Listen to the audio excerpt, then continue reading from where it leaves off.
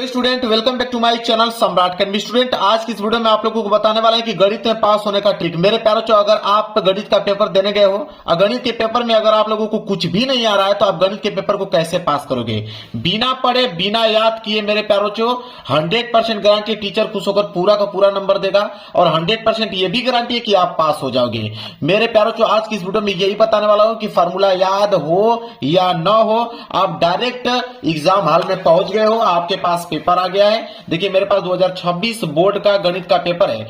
अगर ये गणित का पेपर हमारे पास आ गया और मुझे कुछ भी नहीं आ रहा है, मेरी तैयारी 0% है गणित में, तो मेरे प्यारों चो ये पेपर अगर 70 नंबर का है तो मैं कम से कम इसमें 40 से लेकर 45 नंबर आसानी से ला पाऊंगा। वही ट्रिक मैं आप लोगों को बताने वाला हूं कि अगर आपका पेपर 70 नंबर का है तो आप 40 से लेकर 45 नंबर ला दोगे। अगर आपका पेपर 100 नंबर का है, अगर आप इंटर का पेपर देने गए हो तो आप कम से कम 70 से लेकर 75 नंबर आप आसानी से ला दोगे।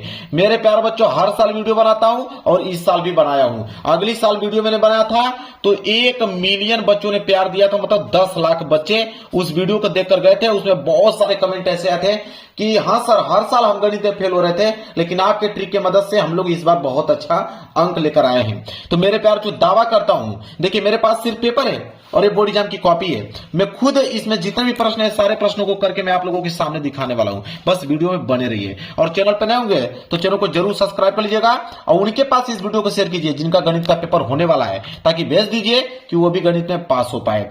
देखिए मेरे प्यारों चो, अगर हम बात करें, 2 टाइप के क्वेश्चन बनते हैं मेरे प्यारों चो, 2 टाइप के प्रश्न बनते हैं। मैं आपको अगर बताना चाहूं, देखिए अगर यह मैथ है तो मैथ में 2 टाइप के प्रश्न बनते हैं। एक आपका आता है ऑब्जेक्टिव और एक आता है आपका सब्जेक्टिव प्रश्न आता है। इस बात को नोट कर लीजिए। अब मैं आपको बताता हूं ऑब्जेक्टिव प्रश्न का ट्रिक। पहले ऑब्जेक्टिव प्रश्न का ट्रिक समझ लीजिए। अब मैं एक चीज बताऊंगा आपको कि ऑब्जेक्टिव प्रश्न का ट्रिक क्या होता है। मेरे प्यारों चो, इसको ध्यान से आप समझ लीजिए। दुनिया में कोई ऐसा व्यक्ति नहीं है जो आपको बता दे कि ऑब्जेक्टिव प्रश्न का ये ट्रिक है, इस पे लगा दोगे तो एकदम 100% सही हो जाएगा। ऐसा होता ही नहीं है मेरे प्यारों चो। कुछ नियम होते हैं जिन्हें फॉलो किया जाता है। जैसे मान लीजिए पहला नियम यह कहता है कि आपके पास ऑप्शन 4 हैं, A B C D, 4 option होते हैं बहुविकल्पीय प्रश्न में, बात आपको भी मालूम है। इन्हीं चारों ऑप्शन में से कोई ना कोई एक ऑप्शन सही होता है। तो अगर पहला ऑप्शन में पहला नियम यह कहता है कि अगर चारों ऑप्शनों में से कोई भी एक ऑप्शन, अगर उनमें से ये देखे कि इनमें से सभी, देखिए चारों ऑप्शनों में से कोई भी एक ऑप्शन अगर इनमें से सभी दिखेगा, आंख बंद करके भरोसा कर सकते हो मेरे प्यार, जो वही वाला ऑप्शन सही होगा। 95% केस में वही सही होगा, इस बात का दावा करता हूं। यह होता है नियम पहला। अगर हम बात करें नियम दूसरा को लेकर, नियम दूसरा यह कहता है कि अगर चारों ऑप्शनों में से अगर आ जाए कि इनमें से कोई नहीं अगर आ जाए तो आप यकीन मान के चलिए कि इसी वाले ऑप्शन पे आपको क्लिक करना है। 95% केस में वो वाला ऑप्शन सही होता है। यह दूसरा नियम है। तीसरा नियम यह होता है मेरे प्यारे बच्चों कि अगर आ जाए ए और बी, होता है ना कि दोनों ऑप्शन सही हैं, ए और बी दोनों सही हैं, इस तरह का अगर ऑप्शन चारों ऑप्शन में से कोई दिखे, आप इसी पे क्लिक करके आना है। अब जो बचा यह जो होता है, 3 ऑप्शन जो दिखाई दे रहे हैं, यह 3 ऑप्शन सिर्फ 5% केस में बनता है। सिर्फ 5% क्वेश्चन में आप लोगों को ये वाले ऑप्शन देखने को मिलेंगे। अन्यथा 95% जो क्वेश्चन बनते हैं जिसमें ऑप्शन होता है वो चारों के चारों अलग होता है। ऑप्शन ए अलग रहेगा, ऑप्शन बी अलग रहेगा, ऑप्शन सी अलग रहेगा और ऑप्शन डी मेरे प्यारे बच्चों यहां पे अलग रहेगा।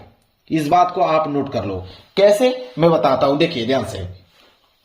जैसे मान लीजिए कि यह पेपर है, ठीक है, यह पेपर है और यहां पे बहुविकल्पीय का पहला प्रश्न आ गया कि किसी वृत्त पर एक वाय बिंदु से खींची जाने वाली स्पर्श रेखाओं की अधिकतम जो संख्या होती है कितनी होती है। तो ये बात जानते हैं हम लोग कि यह वृत्त है और वाय बिंदु से अगर इस पर स्पर्श रेखा खींचूंगा तो एक रेखा यहां से जाएगी, एक रेखा यहां से जाएगी, मतलब टोटल कितनी रेखाएं, 2 रेखाएं ही मेरे प्यारों बच्चों संभव है। इस बात की हमें जानकारी हो गया, ठीक है। तो इसमें बी वाला सही है। इसी तरह अगर दूसरा देखें कि बिंदु 7 का माती की वाई अक्ष से दूरी कितनी होगी, तो वाई अक्ष से दूरी मतलब एक्स का निर्देशांक 7, तो इसमें सी वाला ऑप्शन सही हो गया मेरे प्यारे बच्चों। हुआ कि नहीं। इसी तरह अगर ये वाला प्रश्न करोगे तो इसमें ए वाला सही है, अगर ये वाला प्रश्न करोगे तो इसमें डी वाला सही है। अब कैसे आकलन करोगे आप बताओ। ये इसमें बी सही था, इसमें सी सही है, फिर इसमें ए सही हो गया, इसमें डी सही हो गया। ठीक है, आपको लग रहा है कि कोई नियम फॉलो चल रहा है। इसी तरह पांचवा प्रश्न को जब हल करोगे ना तो इसका पहला वाला ऑप्शन सही होगा। अब देखिए 5 प्रश्नों को मैं खुद आपके सामने सॉल्व किया, तो एक में बी सही है, एक में सी सही है, एक में ए सही है, फिर इसमें डी सही है, इसमें ए, मतलब 5 प्रश्न मैंने सॉल्व किया।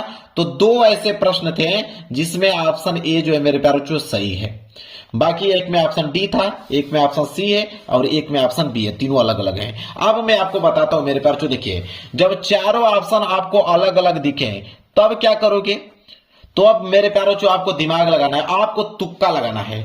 आपको क्या लगाना है, तुक्का लगाना है मेरे प्यारों जो, तुक्का से आपको इन प्रश्नों को हल करना पड़ेगा।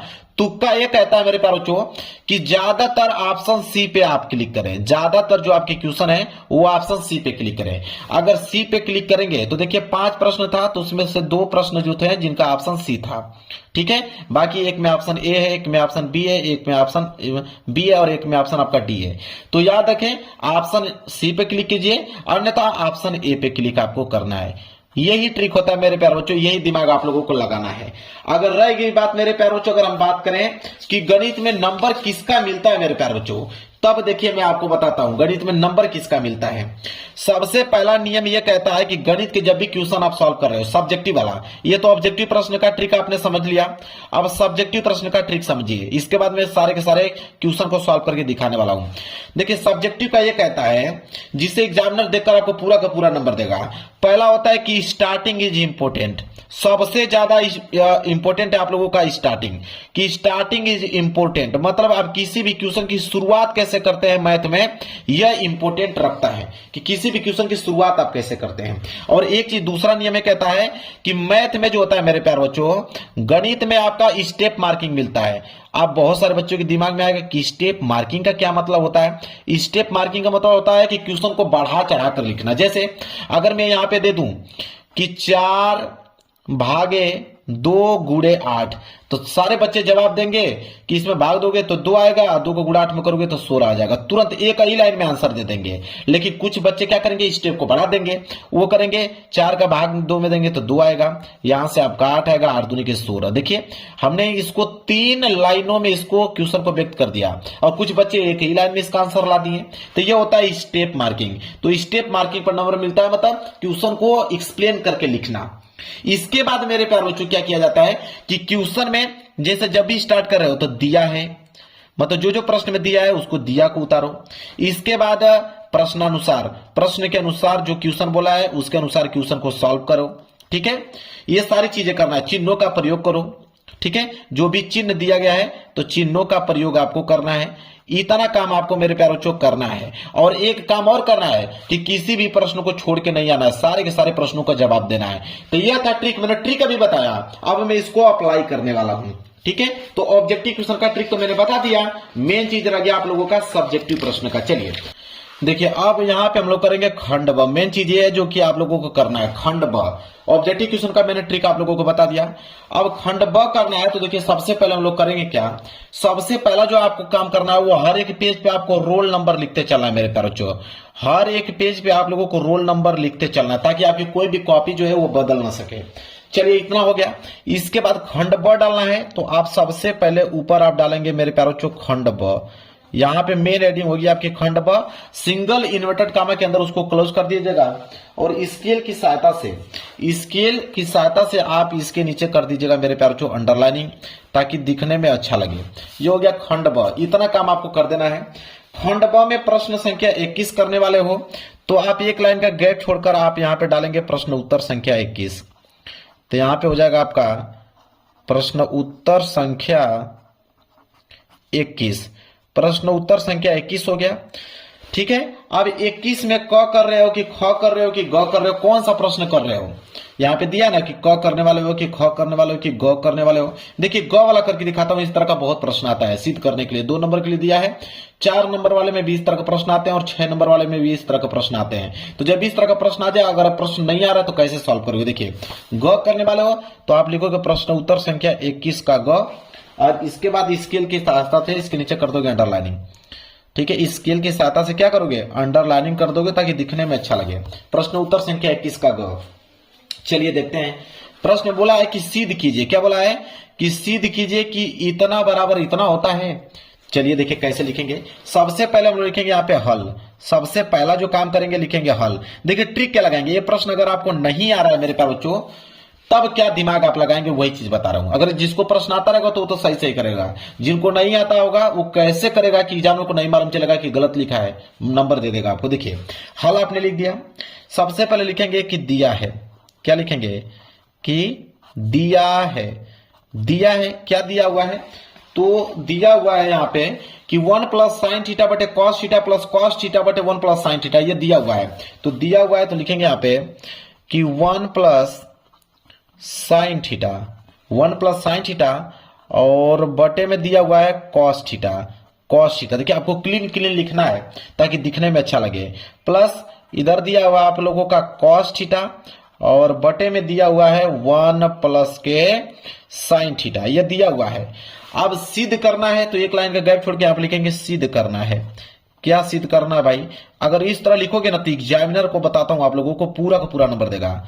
एग्जामिनर को मालूम चलेगा कि हाँ एक टॉपर कोई कॉपी लिखा है, मतलब लिखने का बस स्ट्रक्चर आपको मालूम होना चाहिए, बाकी बनाकर लिख दीजिए नंबर मिल जाएगा आपको। सिद्ध करना है, क्या सिद्ध करना है, तो सिद्ध करना है कि 2 सेक थीटा, यह सिद्ध करना है। चलिए बहुत अच्छी बात है। अब हम करेंगे क्या, यहां पे लिखेंगे कि ये आपका LHS हो गया या RHS हो गया। LHS सिद्ध करके RHS लाना है तो लिखेंगे हम लोग यहाँ पे कि LHS लेने पर, LHS लेने पर मतलब बायां पक्ष लेने पर, LHS लेने पर, जब LHS लेने का मतलब ये वाला पोर्शन लेकर सिद्ध करके हमें इतना बनाना है। तो LHS लेने पे हम लिखेंगे 1 प्लस साइन थीटा और बटे में क्या दिया हुआ है, बटे में दिया हुआ है कॉस थीटा और प्लस यहां पे दिया है कॉस थीटा और बटे में 1 प्लस साइन थीटा। अब यह प्रश्न आपको नहीं आ रहा है, अरे कुछ नहीं आ रहा तो एलसीएम तो आ रहा है, कम से कम एलसीएम तो आप ले सकते हो, इतना बात तो आपको मालूम है, एलसीएम ले लीजिए। चलिए यहां से आप लेंगे एलसीएम। अब एलसीएम भी नहीं समझा रहा कि एलसीएम क्या लेंगे, तो ये जो दो चीज दिया हुआ उसी को पूरा का पूरा नोट कर लो। जैसे नीचे कॉस दिया है तो आप लिख दीजिए कॉस थीटा और एक क्वेश्चन में क्या दिया 1 प्लस साइन थीटा, तो आप 1 प्लस साइन थीटा लिख दीजिए। इतना तो काम कर ही सकते हो। आप कहोगे कि कॉस से कॉस तो हम कैंसिल कर दें, बच गया 1 प्लस साइन थीटा और 1 प्लस साइन थीटा, इसका गुणा इसमें कर देंगे तो अगर 2 का गुणा 2 में करेंगे तो 4 हो जाएगा। इसी तरह इसका गुणा इसमें करेंगे तो ये हो जाएगा आपका 1 प्लस साइन थीटा का होल स्क्वायर हो सकता है। बिल्कुल सही बात है। इसी तरह जब इसको काट दोगे तो कॉस थीटा का कॉस थीटा में गुणा करोगे तो ये हो जाएगा कॉस स्क्वायर थीटा। लो इतना काम करके एक स्टेप तो बढ़ा ही दिए, यहाँ बराबर की चीज इस तरह लगा दो, एक स्टेप तो आपने बढ़ा दिया। अगला स्टेप भी आप सोचो कि अब अगला स्टेप हम क्या कर सकते हैं, इसमें कौन सा दिमाग लगा सकते हैं, अब आपको सोचना है इसमें। चलिए देखते हैं। तो आप कहोगे कि अरे तो ए प्लस बी का होल स्क्वायर है, तो ए प्लस बी का होल स्क्वायर है मतलब कि देखिए ए प्लस बी का होल स्क्वायर है, इसका फार्मूला कहता है कि A square plus B square plus 2ab, यह कहता है इसका फार्मूला। तो आप कहोगे चलो इसी को तोड़ देते हैं। ए स्क्वायर मतलब एक का स्क्वायर करोगे तो एक ही आएगा, बी स्क्वायर इसका करोगे तो यह आ जाएगा आपका साइन स्क्वायर थीटा, प्लस 2 हो गया ए मतलब ए का, बी मतलब साइन थीटा। इतना तो काम कर ही सकते हो ना, इतना तो दिमाग काम ही करेगा भाई, अब बनाकर लिखोगे तो। अब प्लस ये हो जाएगा आपका कॉस स्क्वायर थीटा और बटा में आप लिख सकते हो यहाँ पे कॉस थीटा, जो नीचे दिया हुआ है उसी को नोट कर लो 1 प्लस साइन थीटा। ठीक है, अब दिमाग आप लगाना यहाँ पे, आप कहना बनाकर कि साइन स्क्वायर थीटा और प्लस कॉस स्क्वायर थीटा बराबर तो 1 होता है, इन दोनों का मान 1 लिख दो तो 1 1 मिलकर हो जाएगा 2, आप प्लस 2 को गुणा इसमें करोगे तो हो जाएगा आपका 2 साइन थीटा। होगा कि नहीं होगा, बिल्कुल होगा। और बटे में क्या लिखोगे, बटे में वही चीज जो नीचे दिया हुआ है कि कॉस थीटा और 1 प्लस साइन थीटा।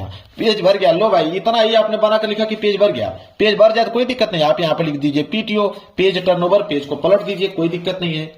चलिए जब पेज को आपने पलट दिया तो जो चीज लिखा था उसी को यहाँ पे लिख दीजिए। तो पीछे था कि 2 प्लस 2 साइन थीटा था और नीचे आप क्या था यहाँ पे कि कॉस थीटा था और 1 प्लस क्या था साइन थीटा था।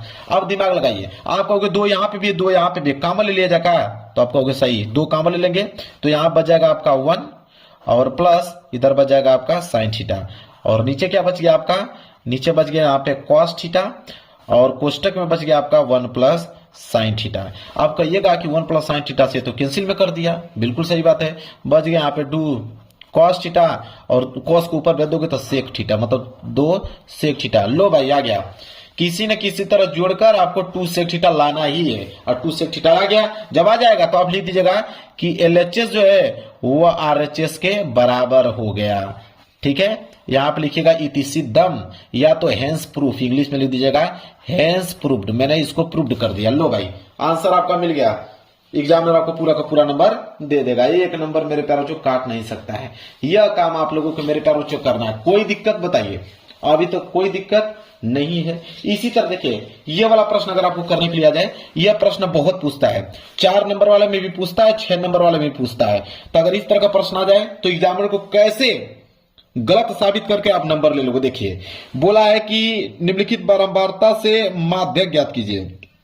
वर्ग अंतराल दिया हुआ है, बारंबारता दिया हुआ है। जब इस तरह का प्रश्न आ जाए तो कौन सा दिमाग लगाओगे? चलिए मैं बताता हूं। चलिए, सबसे पहले दूसरे का 21वें का घ कर रहे हैं ना, तो आप हेडिंग सबसे पहले डाल लो। ये काम तो आपको पहले कंपलसरी है कि कौन सा प्रश्न कर रहे हो उसका हेडिंग तो डालना ही पड़ेगा। तो प्रश्न उत्तर संख्या 21 का घ, तो 21 का घ। देखिए, जैसा ट्रिक बताऊंगा ना वही अप्लाई करके आइएगा। स्केल की सहायता से अंडरलाइनिंग कर दीजिएगा। प्रश्न उत्तर संख्या 21 का घ दिया हुआ है यहाँ पे कि वर्ग अंतराल और बारंबारता ज्ञात करने के लिए। अब देखिए, सबसे पहले आप लिखिएगा यहाँ पे हल। सबसे पहले आप लिखिएगा हल। और जब भी इस तरह का प्रश्न पूछे, चाहे माध्य पूछे, माध्यिका पूछे मेरे प्यारे बच्चों, ठीक है, चाहे माध्यक पूछे, कौन सा दिमाग लगाओगे? देखिए, यही दिमाग लगाना है। 2 कॉलम बनाना है, तो 2 कॉलम तो यहीं से बन जाएगा, एक वर्ग अंतराल का, एक बारंबारता का। इन्हीं से आप कॉलम 2 कॉलम तो बन जाएगा। चलिए, तो एक कॉलम आपने बना दिया यहाँ पे वर्ग अंतराल का, तो एक कॉलम यहाँ पे बन जाएगा आपका वर्ग अंतराल का बन गया, और एक कॉलम बारंबारता का जो उसमें दिया था। तो क्वेश्चन से ही हमने यहाँ पे 2 कॉलम बना दिया, वर्ग अंतराल और बारंबारता का। तो देखिए, वर्ग अंतराल में जो जो चीज दिया उसको नोट कर लीजिए, और बारंबारता में जो चीज दिया उसको आप यहाँ पे कॉलम बनाकर नोट कर लीजिए। चलिए नोट कर लेते हैं क्या दिया हुआ है। 0 से लेके 10, 10 से लेके 20, और 20 से लेके 30, और 30 से लेके 40, और 40 से लेके 50 जो दिया है उसी को हमने नोट कर रहा हूं। बारंबारता में इसका वैल्यू दिया था 6, इसका 9, इसका 20, और इसका कितना दिया था 15, और इसका आपका 9। तो 2 चीज तो यहीं से आपको मालूम चल गया, वर्ग अंतराल, बारंबारता। अब तीसरी चीज आप क्या निकालेंगे? अब ट्रिक है तीसरी चीज, जब भी इस तरह का प्रश्न आ जाए तो हमेशा आप संचयी बारंबारता निकाल लीजिए। लो भाई, संचयी बारंबारता जिसे हम लोग क्या करते हैं, CF से डिनोट करते हैं, CF। ठीक है, ये हो गया संचयी बारंबारता। इतना चीज समझ में आ गया। बारंबारता को हम लोग F से डिनोट करते हैं। संचयी बारंबारता के ट्रिक क्या लगा सकते हो? जैसे जिसे 6 ना, 6 नोट कर लो, इसी 6 में 9 जोड़ दो तो 9 6 15, इसी 15 में 20 जोड़ दो कितना जाएगा 35, इसी 35 में इस 15 को जोड़ दो कितना जाएगा 50, इसी 50 से इसमें 9 जोड़ दो 59 आ जाएगा। लो भाई, निकल गया। अब इसको टोटल जब जोड़ोगे तो टोटल जोड़ोगे तो 59 ही आएगा। तो आप लिख दीजिए कि n बराबर तो आ गया कितना, 59 आ गया। बात खत्म। अब दिमाग क्या लगाओगे मेरे प्यारे बच्चों? अब इतना चीज आपको समझ में आ गया। अब समझ में नहीं आ रहा, इसमें क्या पूछा था हमसे? माध्यक पूछा था। क्या पूछा था? माध्यक बताइए। अब हम करेंगे क्या कि माध्यक निकालना है हम लोगों को। तो माध्यक का सूत्र तो मालूम होना चाहिए, तभी तो आप निकालोगे कि माध्यक का सूत्र क्या कहता है, उसमें क्या क्या वैल्यू पूछता है। तो माध्यक सूत्र यह कहता है कि L प्लस n/2 और माइनस CF बटे के F होता है, और इंटू में यहाँ पे H होता है। इस तरह का फॉर्मूला आप लोगों को बनाना ही पड़ेगा किसी न किसी तरह। n का वैल्यू दिया हुआ है, अब L है। अब बहुत सारे बच्चों को दिमाग में L किसका वैल्यू रखे, ठीक है, L का वैल्यू क्या होगा? तो L का वैल्यू मेरे प्यारे बच्चों यहां पे होता है क्या? देखिए, L ज्ञात करने के लिए मेरे प्यारे बच्चों हम लोगों को ज्ञात करना पड़ेगा माध्यक वर्ग। माध्यक वर्ग ज्ञात करोगे तभी L का वैल्यू निकलेगा। तो माध्यक वर्ग कैसे ज्ञात किया जाता है? माध्यक वर्ग ज्ञात करने के लिए ये जो n दिया हुआ है उसको n/2 कर दो, मतलब 59 का आधा कर दो। 59 का आधा जब करोगे तो आ जाएगा 29.5। अब 29.5 किस में आएगा? वो आ जाएगा आपका 35 में। जब 35 आ गया मतलब वर्ग अंतराल किस में आ गया? 20 से लेके 30 में आ गया। तो 20 से लेके 30 में छोटा कौन है? 20। ये हो जाएगा L का वैल्यू मेरे प्यारे बच्चों, ये हो जाएगा L का। और उसी की सिधाई में जो बारंबारता है 20, इसको हम बोलेंगे यहाँ पे F का वैल्यू। किसका? F का। और ये जो 35 आया उसके ऊपर की वैल्यू को हम बोलते हैं CF का वैल्यू, ठीक है। और H का वैल्यू होता है कि इसमें कितना का डिफरेंट है, 10 का डिफरेंट है, मतलब कि यहाँ पे H बराबर कितना आ गया 10। जब सारा वैल्यू आ जाए बस वैल्यू को पुटअप कर दीजिए। L का मान कितना है यहाँ पे? L का मान आ गया 20 और प्लस n/2। n/2 का मान कितना है? 29.5। n/2 का मान निकाला है ना हमने, कितना है? 29.5 माइनस CF का मान कितना है? 15 और बटे एफ, एफ का मान कितना है 20 और इंटू एच का मान कितना है 10, तो 10 दूनी के 20। ठीक है, इधर बच गया 20 और प्लस 29.5 में से आप 15 घटा दीजिए तो 14.5 बटेगा और नीचे कितना बचा है आपका 2, तो 2 बचा है तो इसको काट दीजिए तो हो जाएगा 20 और प्लस 2 साथे 14 और ये हो जाएगा 2 दूनी के 4, 2 पाँचे 10। जब जोड़ दोगे तो 20 और 27.25 ये आ जाएगा आपका माध्यक। यह काम आपको मतलब किसी न किसी तरह कैलकुलेशन करके आप उसका आंसर लाना है कि कोई ना कोई, तो हो गया माध्यक। तो जब भी इस तरह का प्रश्न आ जाए तो यही अप्रोच आपको अपनाकर फार्मूला आपको इसी तरह लिखकर आंसर आपको निकालना है, यह काम करना है मेरे प्यारे बच्चों। तो कोई भी प्रश्न आए आपको यह दिमाग आपको लगाना ही लगाना है मेरे प्यारे बच्चों, किसी भी प्रश्नों का जवाब आप दे पाओगे, कोई भी प्रश्न छोड़ के नहीं आना है। वीडियो पसंद है वीडियो को लाइक कर देना, चैनल पर नए हो तो चैनल को जरूर सब्सक्राइब कर लेना। मिलेंगे एक प्यार से नेक्स्ट वीडियो में, तब तक के लिए धन्यवाद।